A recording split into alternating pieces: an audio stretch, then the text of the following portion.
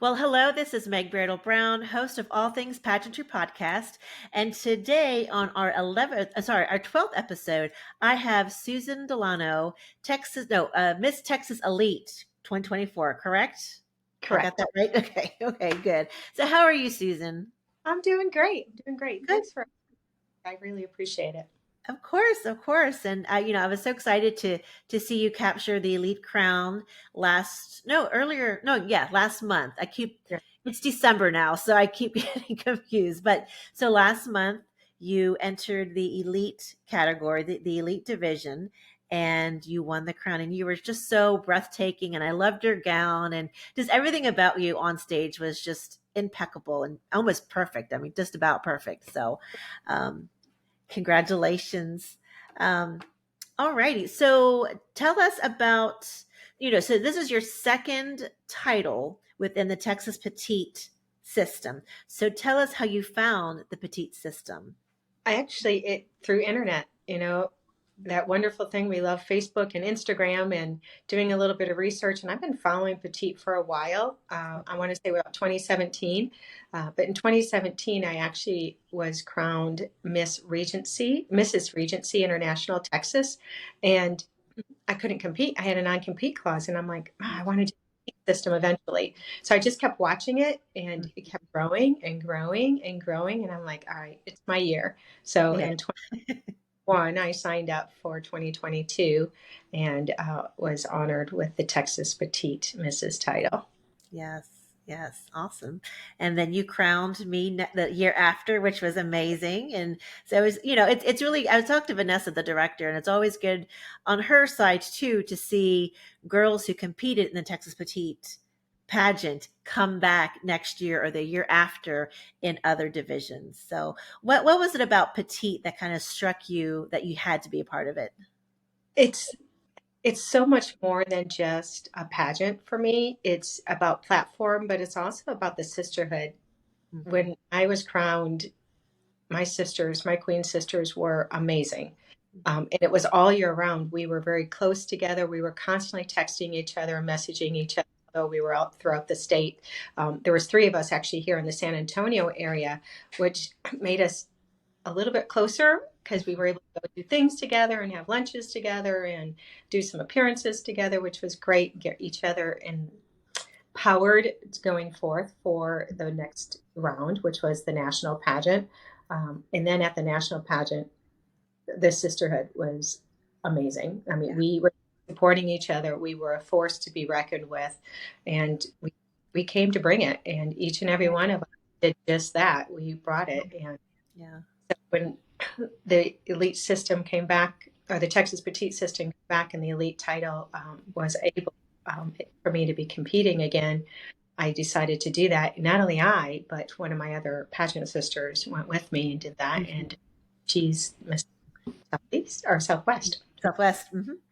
Yeah. Yeah, Yeah, exciting. We're definitely going to have a lot of fun at nationals we are. in July with all the Texas queens and former Texas queens.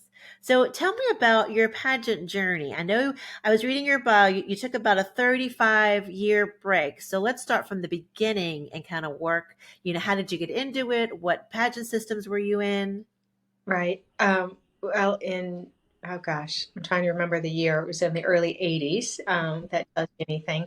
One of my counselors put me in for a pageant, and I received a letter in the mail because back then we didn't have internet. We didn't have, and I received a letter stating that I was qualified and accepted for my local title. And back then it was for the Miss Teen pageant, which was quite large. We had over 50 girls compete for that pageant system that year in the state. And I did very well. I placed in the top 20 my very first pageant, which was unheard Oh, of. wow.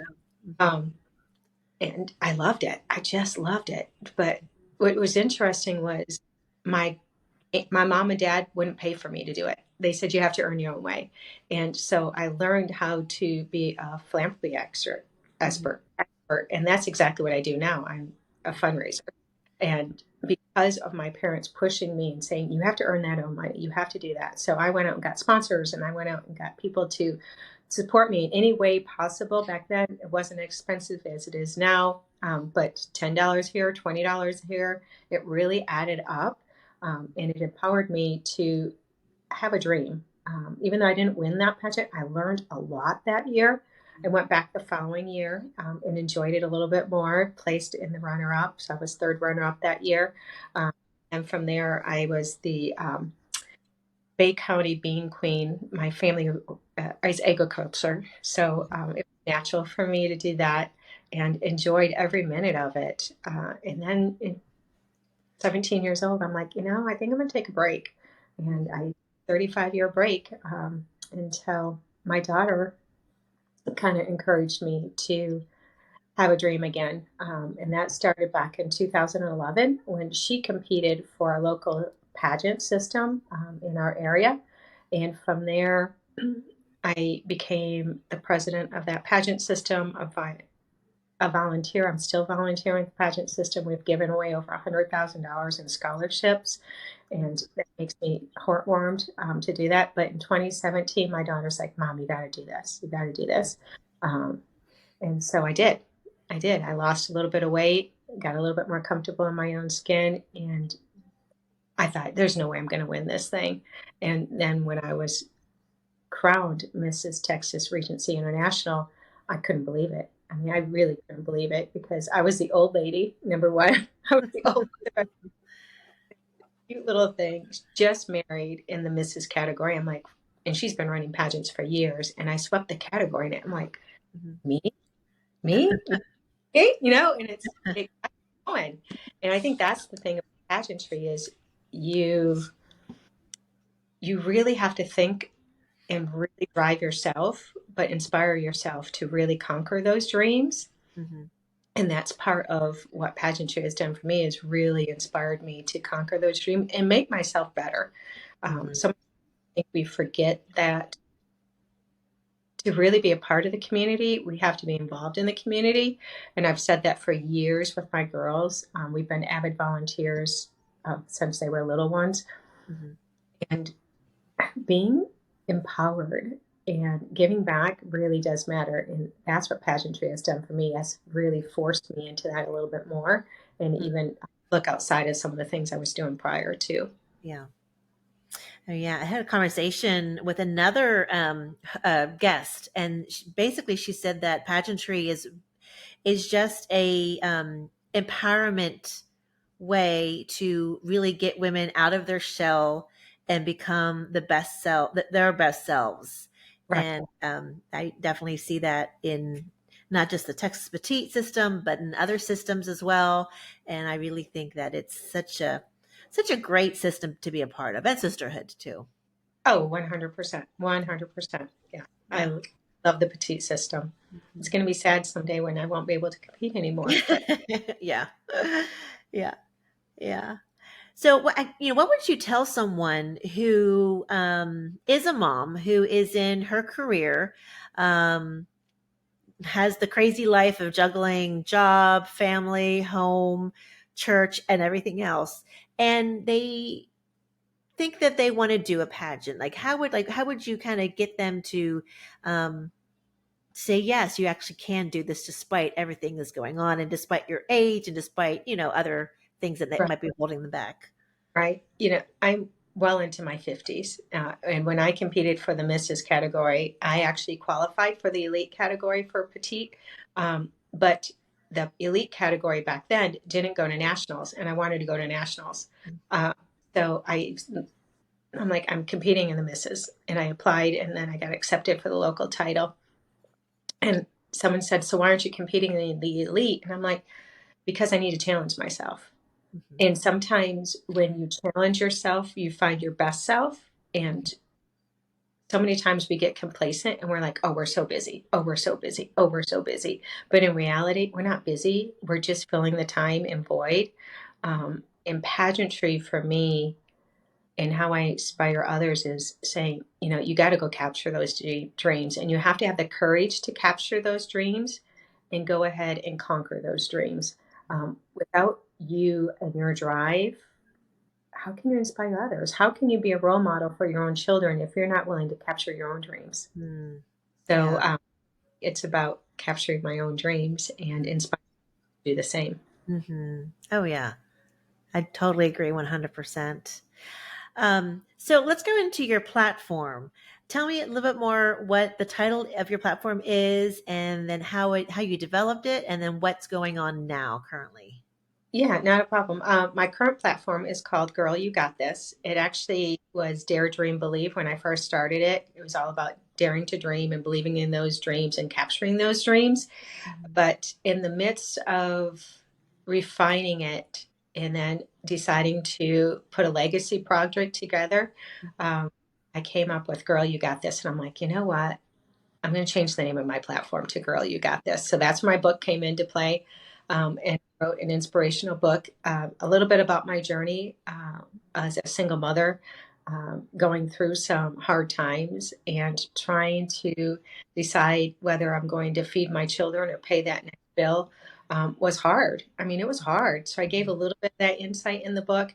But then we talk about in there about some of the inspirational things that happened along the ways and the dreams that we had. And back in my day, and I'm a little old, so Wonder Woman was Linda Carter, who was the everything. She had the invisible jet, and all she had to do was do this thing. And how many times do we just wish that we could just spin around a couple of times and change the world? And that's what Linda Carter did. And I talk about that in the book too, of having that dream that we could just do a couple of spins and change the world. And going through the struggles that I've gone through and then finding my true love in the midst of it, Mhm. I knew I had to do something to help inspire others. So my husband and I have been married almost 20 years now. And but at the time, I had two young girls. They were 8 and 11 years old when we met. And I'm like, there's no way I'm going to do this marriage thing again. I've been a single mom for almost 8 years. There's no way. Mhm. And in the midst of it, I figured out that I had to do it. I had to do it. True love is out there, and Mhm. but not only true love is out there, but that girl you got this kept going in the back of my head, and Mhm. really came down to having the dedication to have the courage to write out a few things, and inspire others. And that's where my platform came into play, was inspiring my own girls. When my girls were teenagers, when they would leave the house, I'm like, have the courage, and Mhm. we're always here. Have the courage. And Mhm. don't forget, we're always here. And then now they leave the house. Even now they leave the house. I'm like, Mom, have the courage. And I'm like, you know, Yeah. so they're in their 30s now and they're like, Mom, you Yeah. still got to have courage. And that's where the girl, you got this Yeah. song. And the book has just been an inspiration. And I have a sequel Mhm. coming soon. Mhm. Hopefully spring. I was going to release it last year, and I'm like, I'm going to hold on to this for a little bit longer. I want to Mhm. refine just a tad bit more. But it's actually an inspiration to my granddaughter, who's now 7, because as a 7-year old, I see her struggling with some of the things that my girls struggled with and that I struggled with, and I want to be that inspiration to those young ones too.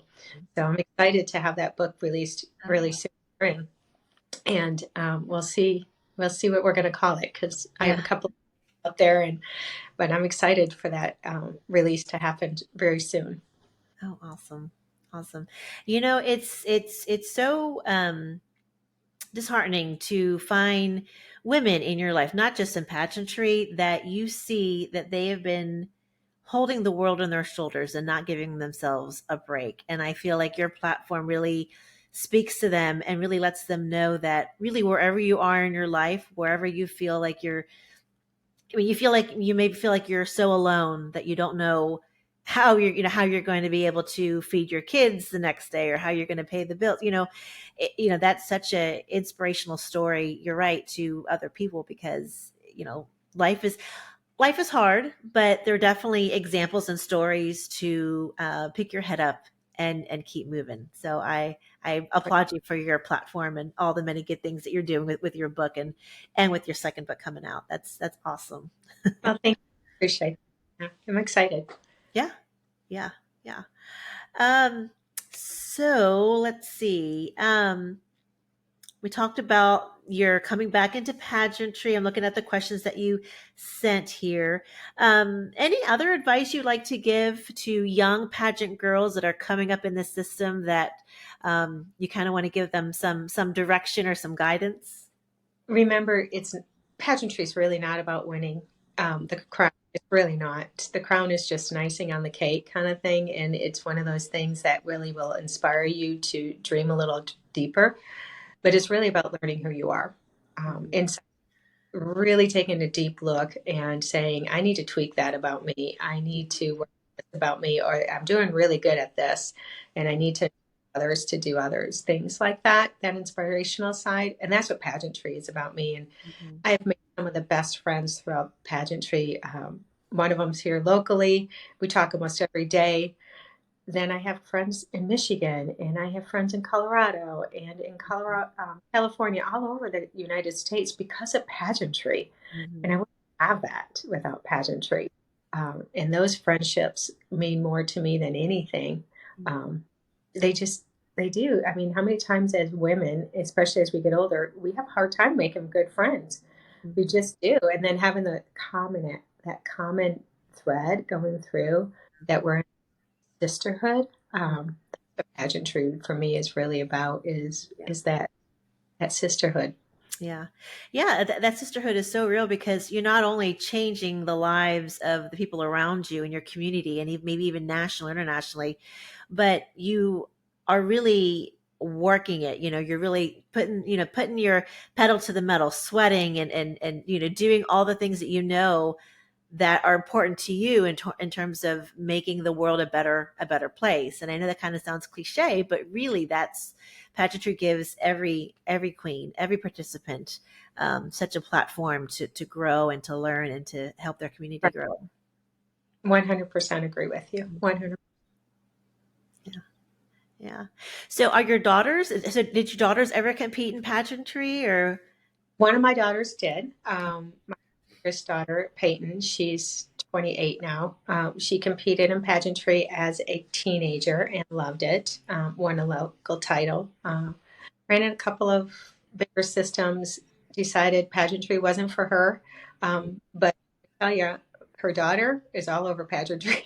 So I'm working with her right now, coaching her for her next pageant, which is in January. And Oh she's wow. really excited about it, and it's going to be fun. She Yeah. likes being up, win or lose. She likes being up on stage, and Yeah. she it's not about the title. It's Yeah. really not. Yeah. It's Yeah. more she enjoys it. Mhm. Um, yeah.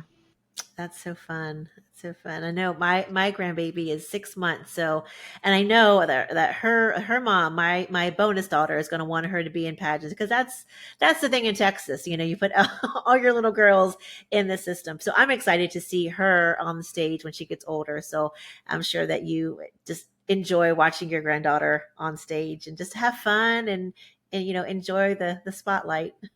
Oh, yes, I do. I enjoy it, but she really enjoys it. And Yeah. we were going to put her in when she was really little, and I thought, let's wait and see. I want her to make a decision. I don't want to make that decision for Sure. Yeah. her. She was two, oh no, she was three when she ran her first pageant. It made a difference. She was excited to be up there. She wasn't shy to be up by herself. Mhm. And that to me is what pageantry is about, is that inspirational side of it. Uh, Yeah. Getting her not to be shy because she's a shy little girl. Yeah. But up on stage, she's a totally different little girl. Oh, yeah. Oh, yeah. Oh, yeah. Oh, fun, fun, fun. So where can we follow you in your journey? Do you have a website or a social media is the best place to follow you? Yeah, social media is the best place, and it's Mrs. Girl You Got This on Facebook and on Instagram. So you can follow me in both of those, and or Mrs. Susan Delano on Instagram. So Okay, yeah, yeah, awesome. Okay. And then what are some of your goals in the next couple of months as you prepare for nationals? Like what do you want to accomplish? If you can tell. I know sometimes it's a little bit hush hush, but what are some of yeah, the things, some of the goals you can share with us? yeah. The number one is to publish the second book, to get that completed and get that out, and it's actually right now in draft Mhm. form going. do the ghostwriter because you have to make sure that everything's got Mm-hmm. the T's crossed and those I's dotted. So Yeah. that's going to that. We'll go to illustration after that, which will be exciting. So hopefully it should be done by beginning of March at the latest. Just depends on me, and I think sometimes I'm holding it back a little bit because I don't want to push it out too early. But I think spring's a good time. So that's number one thing. And then I'm also doing, I have two pageant systems that I'm involved with. One of them is called Celebrate Dreams, and that's done with one of my Texas Petite sisters, which is good. So Sam and I will do our annual spring pageant beginning of March. That time frame will happen. And then I'm also a president of the Miss Cibolo Scholarship pageant here locally. And that will be released, and we'll do our pageant in June of this year.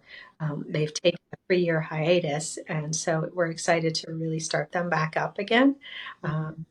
get them rolling so we can award more scholarships to young women. And to me, that's what it's all about is helping women dream and capture those dreams, but also helping them conquer those dreams. Mm-hmm. Um, I had a young girl that competed for Miss Cibolo in the very early stages of the pageant system back in 2012, and she never thought she could go to college.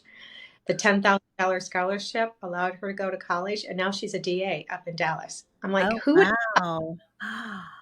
college? You're like, oh, that's not that much money for college, but it made the difference of her going to college or not college.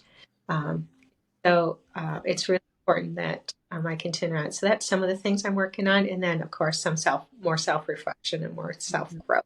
I think you're doing the of self growth. It's Yeah. really Oh, yeah. Oh, yeah. And you said something earlier. If you don't continue to self grow, you're just stagnant. And then why? I mean, like, just why are you? I don't want to say existing, but like, but why are you involved in things if you just don't take the time to self evaluate and see? Oh, yeah, I kind of need to improve here. I need to tweak this. I need to maybe back off on this. And yeah. yeah. Well, I remember when I first got involved in pageantry, and it was during that COVID time frame. I'm like, okay, I'll go listen to this podcast called Win a Pageant, and then she had a jump start, and so I'm like, oh, I'll do that jump start. And so I asked her one question. I'm like, what if you want to do a legacy project? And she's like, so why are you in pageants? And I'm like, I don't know. So I had to take a few months to decide, why am I doing pageantry if I don't want to do a legacy project? If I really don't want to be involved, and so all I'm after is that title or that crown, then why am I doing pageants? Because pageantry is not about the title or the crown. It's really not. Right. It's so much more. And I know we've said this more than once in this podcast, but it's so much more. And Mhm. to be willing to put yourself out there and and show a little bit of that inside heart and those inside hurts and growth processes. Mhm. It Right. really a little bit more. Yeah. Yeah.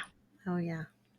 Oh, yeah. And sometimes we're a little afraid to dive deep. But I mean, if we want to succeed, whether that's getting the crown or not, or whether that's just sharing your platform, sharing what you know with Right. others, you definitely have to, you know, remove all the layers and really understand what's going on. So, yeah, 100% exactly. yeah. Yes. So, well, awesome. So, Susan, any last minute advice, even if it's not regarding pageantry, but just life in general and going through the obstacles and being out on the end in a more positive light? Anything else to say to our visitor or our guests? Don't forget humor in the midst of all of it, too.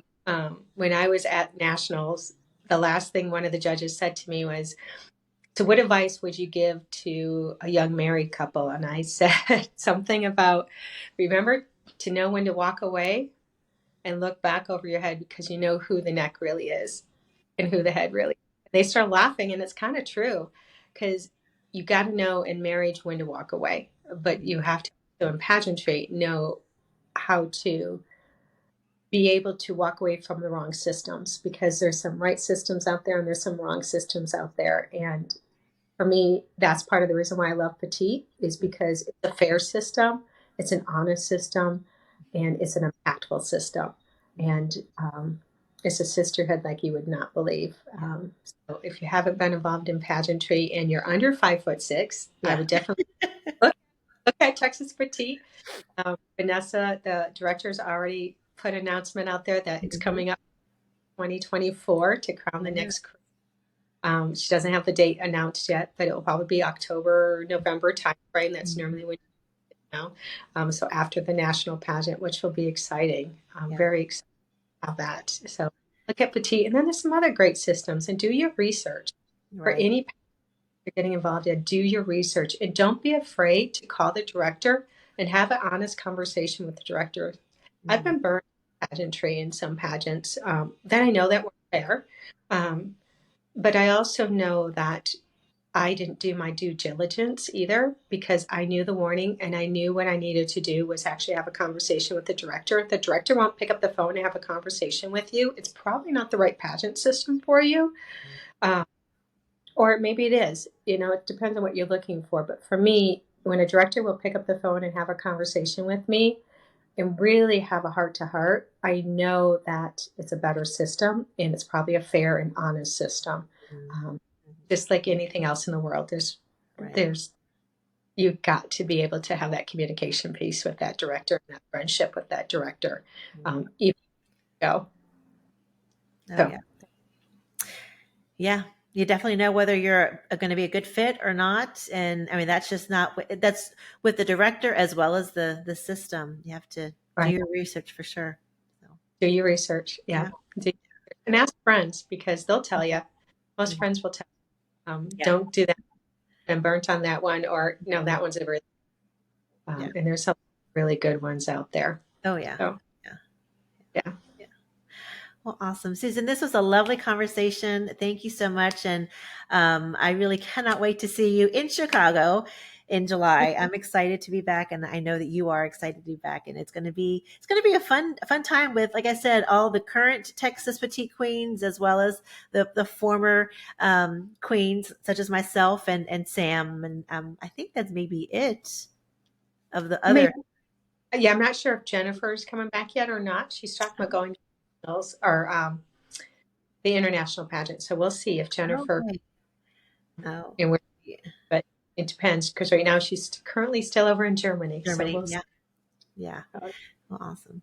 All right. Well, we will catch this episode soon, and I'll put all your social information in the story notes. So, great. Well, you have a great and wonderful day. Thank you.